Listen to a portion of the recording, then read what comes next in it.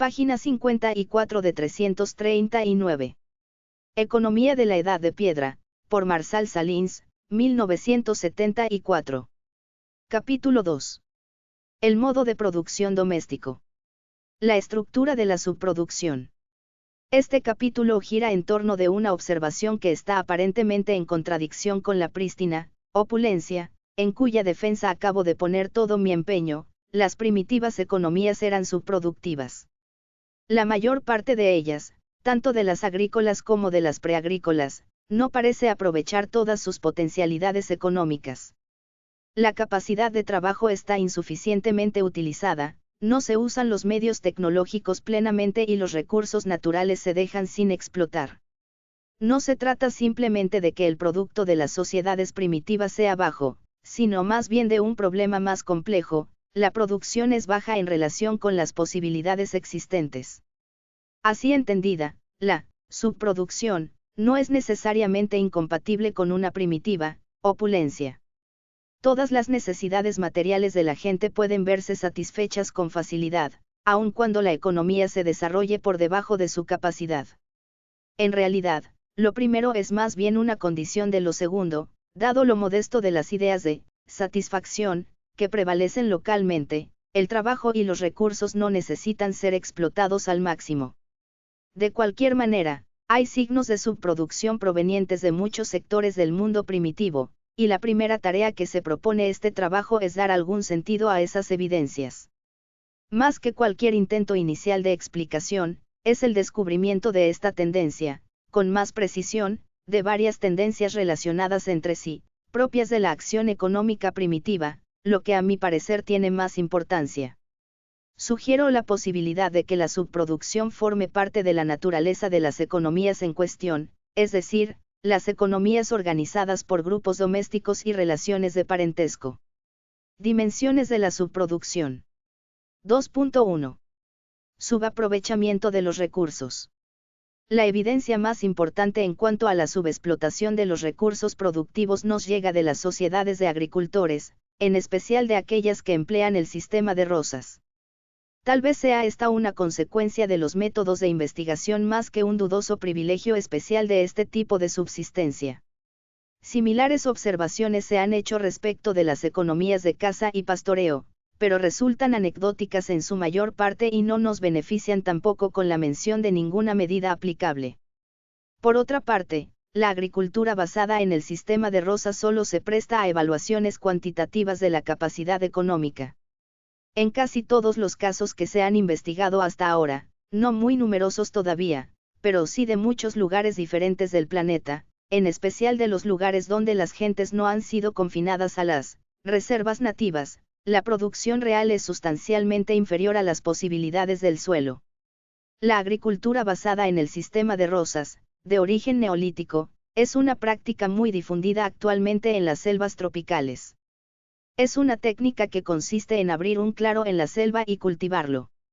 En primer lugar, se elimina la maleza mediante el uso del hacha y el machete y después de un periodo en el que se deja secar la vegetación cortada se le prende fuego, de ahí la denominación de cultivo por el sistema de rozas. Cada uno de estos claros es cultivado durante 1 o 2 estaciones, raramente por más tiempo, y queda después abandonado por años, en general con la idea de restituirle la fertilidad, permitiendo que la maleza vuelva a crecer en él. Luego la zona puede ser abierta nuevamente a otro ciclo de cultivo y descanso. Usualmente, el periodo de descanso es varias veces mayor que el de cultivo, por eso es que la comunidad de agricultores, si quiere permanecer en el mismo lugar, debe tener siempre en reserva una zona varias veces superior a la que está cultivando en un momento dado. Las evaluaciones de la capacidad de producción deben tener siempre en cuenta esta necesidad, además del periodo de cultivo, el de descanso, la cantidad de tierra per cápita necesaria para la subsistencia, la cantidad de tierra arable con que cuenta la comunidad y otros factores similares.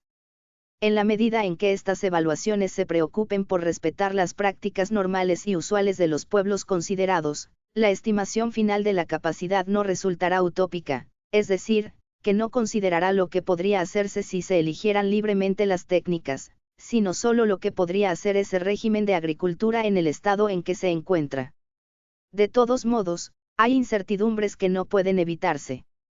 Cualquier capacidad productiva, estimada como tal, resulta parcial y derivada, parcial, porque la investigación se ve restringida desde un principio al cultivo de productos alimenticios, dejando de lado otras dimensiones de la producción, derivada, porque la capacidad toma la forma de un máximo de población.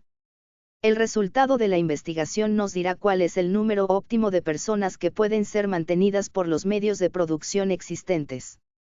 La capacidad aparece como una determinada medida o densidad de población, una cantidad crítica que no puede sobrepasarse sin algún cambio en la práctica de la agricultura o en la concepción de la supervivencia. Más allá de eso se extiende un peligroso terreno de especulaciones en el que los osados ecólogos, identificando la población óptima como la capacidad crítica de contención, o la densidad crítica de población, no vacilan en penetrar de todos modos. La capacidad crítica de contención es el límite teórico al que puede llegar la población sin degradar la tierra y sin comprometer el futuro de la agricultura. Pero siempre resulta difícil proyectarse desde el óptimo existente hacia el crítico que persiste. Cuestiones tales como la adaptación a largo plazo no pueden decidirse por los datos relativos a un breve periodo. Debemos contentarnos con una comprensión limitada, aunque quizá resulte insuficiente, lo que el sistema de agricultura, tal como está constituido, puede hacer. W. Allian, 1949-1965, fue el primero en crear y aplicar un índice general de capacidad de población para la agricultura por el sistema de Rosas. Desde entonces han aparecido algunas versiones y variantes de la fórmula de Allian, siendo dignas de mención las de Conklin 1959, Carneiro 1960 y una complicada adaptación creada por Brown y Brookfield para las altiplanicies de Nueva Guinea 1963. Estas fórmulas han sido aplicadas a localizaciones etnográficas específicas y, con menor precisión, a vastas provincias culturales donde predomina la producción por el sistema de Rosas. Fuera de las reservas, en los sistemas de agricultura tradicionales, los resultados, aunque muy variables, muestran una gran congruencia en un aspecto: la población existente es generalmente inferior, en algunos casos incluso muy inferior, al máximo calculable. La tabla 2.1 sintetiza algunos estudios etnográficos sobre capacidad de población en distintas regiones del mundo donde se practica la agricultura por el sistema de Rosas. Dos de esos estudios, pertenecientes a los Chimbu y a los Kwikuru, merecen un comentario aparte. El de los Chimbu es un ejemplo privilegiado desde el punto de vista teórico, no solo por las inusuales y sofisticadas técnicas desarrolladas por los investigadores, sino a causa de que éstas se probaron en un sistema de alta densidad, en una de las zonas más densamente pobladas del mundo primitivo. La región Naregu de Chimbu, estudiada por Brown y Brookfield, sostuvo, por cierto, la reputación de las altiplanicies de Nueva Guinea, una densidad promedio de 288 personas por cada 258 kilómetros cuadrados. Pero esta densidad representa solo el 64% de la capacidad agrícola general. El resultado del 64% es un promedio de los territorios ocupados por los 12 clanes y subclanes de Naregu. La distribución fue del 22 al 97% de la capacidad agrícola. La tabla 2.2 proporciona un análisis por territorio. Brown y Brookfield hicieron también estimaciones más amplias, pero menos precisas, para las 26 regiones tribales y subtribales de Chimbu consideradas en su totalidad, que arrojaron conclusiones del mismo orden. El promedio de la población está en el 60% de la capacidad. Los Kwikuru, por otra parte, ilustran otro tipo de extremo, la escala de disparidad que puede existir entre potencial y realidad. Una aldea Kwikuru con 145 personas representa solo el 7% del máximo de población calculable. Carneiro, 1960. Dadas las prácticas agrícolas de los Kwikuru, la población actual de 145 personas con que cuenta el poblado obtiene su sustento del cultivo de 500 hectáreas. De hecho, la comunidad tiene 6.000 hectáreas, cultivables, suficientes para 2.041 personas. Si bien son pocos los estudios de este tipo, los resultados que ellos presentan no parecen ser excepcionales ni limitarse a los ejemplos en cuestión. Por el contrario, reputadas autoridades en la materia, dignas de todo crédito, sucumbieron a la tentación de generalizar al respecto en referencia a extensas regiones geográficas que les son familiares.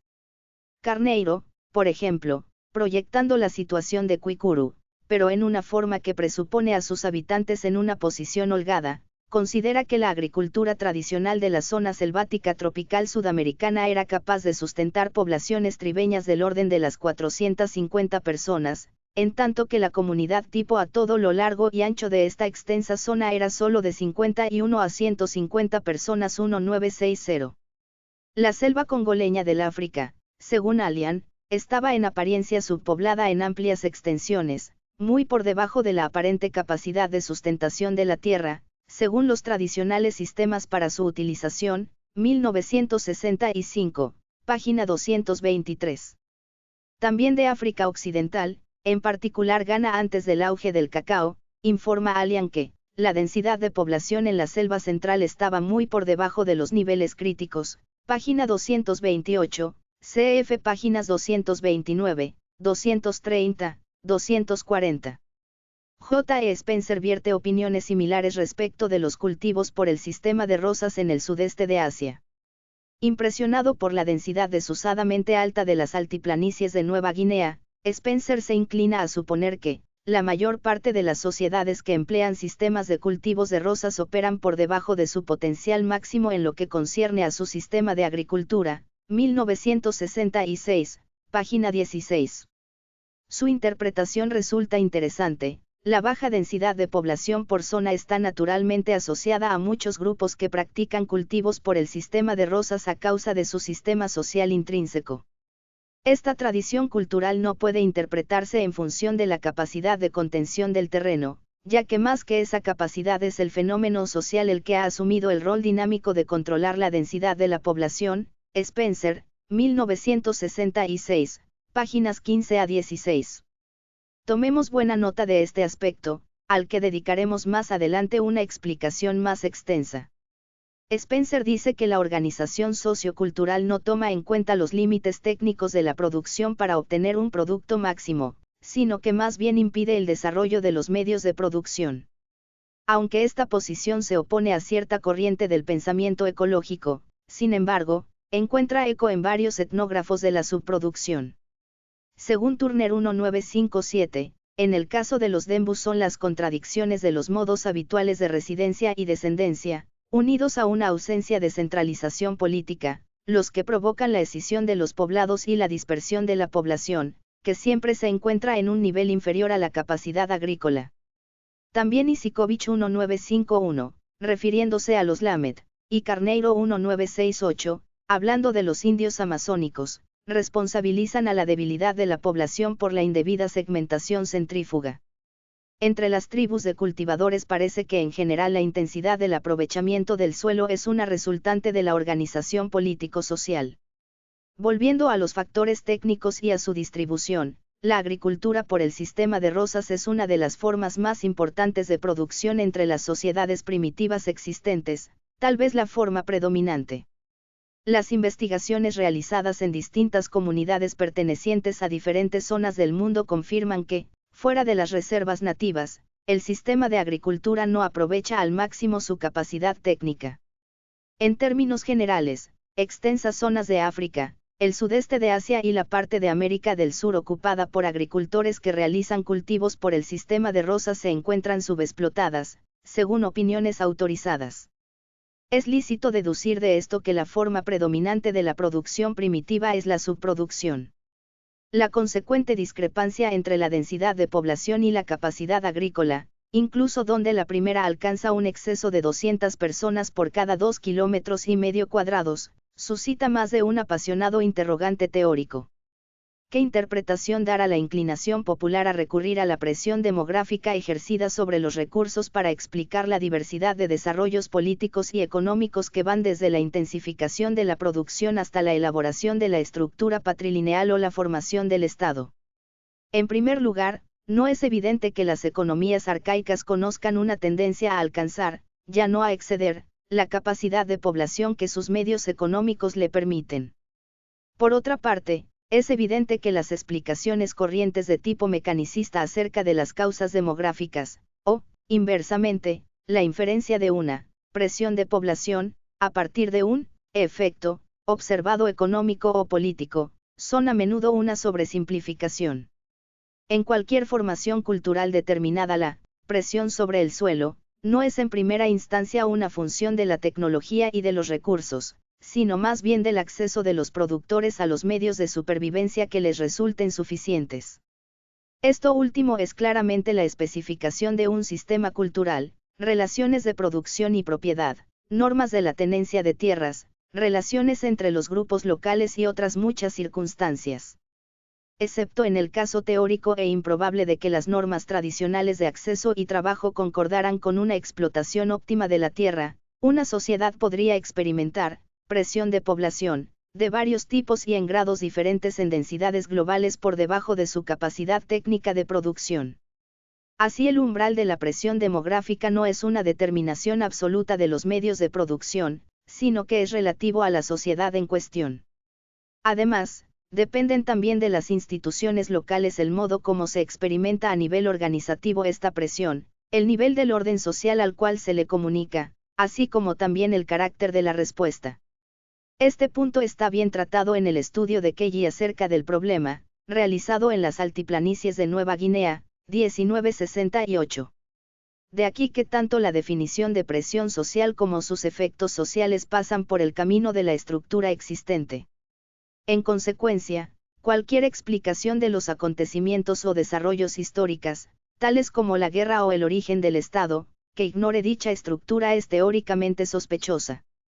Mucho menos es lo que puede decirse sobre la aplicación de otros tipos comunes de producción.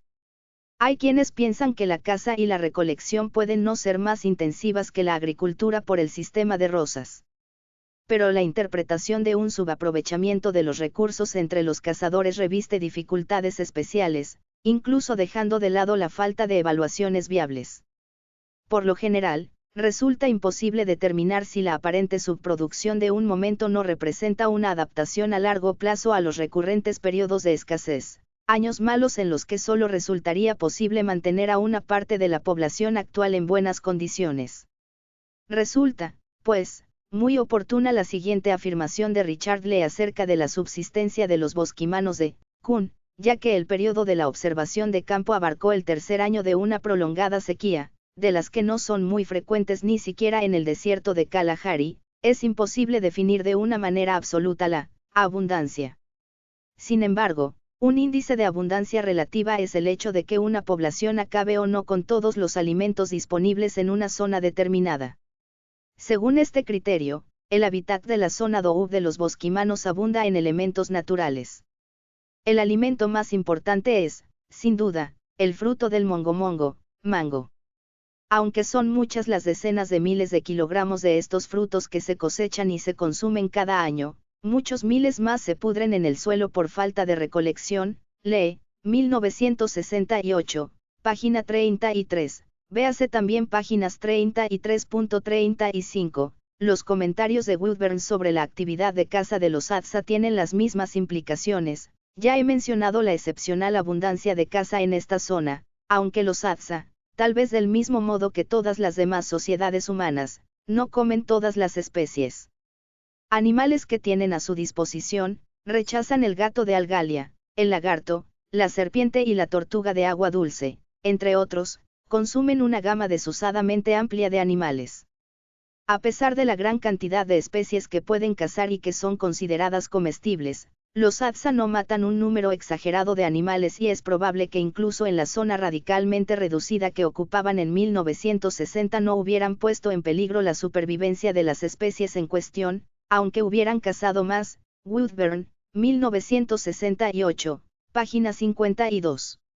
En un trabajo dedicado primordialmente a la agricultura de subsistencia, Clark y Haswell, 1964, página 31, hacen un atrevido comentario sobre el empleo de los recursos preagrícolas que por lo menos invita a la reflexión. Basando sus apreciaciones en ciertos datos reunidos por Pirie 1962. Estos datos los seleccionó el mismo Pirie de entre los del Simposio de Erusches sobre conservación de la naturaleza y de los recursos naturales en los modernos estados africanos 1961. Esta publicación no se encontraba a mi disposición cuando escribí este ensayo. El artículo de Pirie plantea además la necesidad de revisar los estudios anteriores, página 411, cuya significación no está del todo clara, pero que pueden tener algo que ver con las cifras relacionadas con los animales salvajes. Sobre el este de África, y postulando ciertos supuestos cautelosos acerca de las tasas de reproducción animal en las tierras vírgenes, Clark y Haswell estiman que la producción natural de carne por año es 40 veces mayor que la necesaria para sustentar a una población de cazadores de una densidad de una persona por cada 20 kilómetros cuadrados y que se alimente exclusivamente de productos animales. Esto equivale a decir que, de aprovecharse plenamente, la reproducción animal bastaría para el mantenimiento de 5 personas por cada 250 kilómetros cuadrados, y esto sin disminuir las reservas naturales. Si los cazadores necesitan o no de tal margen de seguridad es una pregunta que permanece sin responder, aunque Clark y Haswell se inclinan a creer que sí. Otra implicación que se desprende de los cálculos realizados por Pirie respecto del África Oriental es que la producción animal por área de pastoreo natural es mayor que la del pastoreo nómada en regiones colindantes. C.F. Worthington, 1961. Otra vez Clark y Haswell extraen una conclusión general muy interesante acerca del uso de la tierra para pastoreo. Debemos tener presente que las primitivas comunidades pastoriles, encontradas en regiones desforestadas, viven en una densidad de alrededor de 2 personas por kilómetro cuadrado. Si bien no están tan sobrados de tierra y de los productos de esta como los primitivos pueblos cazadores, sin embargo, están muy lejos de explotar por completo el potencial promedio de producción de la tierra, el cual Price estima que debe andar alrededor de 50 kilos de productos en vivo por hectárea y por año, 5 toneladas por kilómetro cuadrado. Incluso si dividimos por la mitad esta cifra, como harían algunos, parece claro que los primitivos pueblos pastoriles son incapaces de explotar en su totalidad la producción de hierba en las estaciones propicias del año 1964. Carentes de los medios técnicos que les permitan acumular heno, tal como lo reconocen los investigadores, los pastores quedan restringidos a los almacenes naturales que representan las praderas que se mantienen verdes tanto en las estaciones desfavorables como en las favorables. Las conclusiones de Clark y Haswell encuentran, incluso, algún soporte en las afirmaciones de Allian. Allian supone, como conjetura de carácter general, que los pastores del este de África viven en una densidad de población crítica, del orden de las 7 personas por cada 2,5 kilómetros cuadrados. Pero a partir de la observación de varias series de casos reales, parecería que la población pastoril sobreviviente suele estar muy por debajo de la cifra indicada en lo que respecta a su densidad, incluso en las regiones más favorables que ocupan todavía. Allian, 1965, página 309. Allian, por el contrario, descubre entre algunos pastores cierta tendencia a acumular ganado, sobrecargando la capacidad de pastoreo, y habla de por lo menos 2 personas, Mesai y Mukogodo, que poseen reservas que exceden los requerimientos económicos del mero pastoreo. 1965, página 311. Estamos, al parecer, muy próximos a esa falla característica de los estudios interdisciplinarios, la empresa que a menudo merece que se la defina como un proceso mediante el cual las carencias propias resultan multiplicadas por las incertidumbres de alguna otra ciencia. Pero ya no es poca cosa haber provocado dudas acerca de la eficacia en la explotación de los recursos que se lleva a cabo en las primitivas economías. Página 66.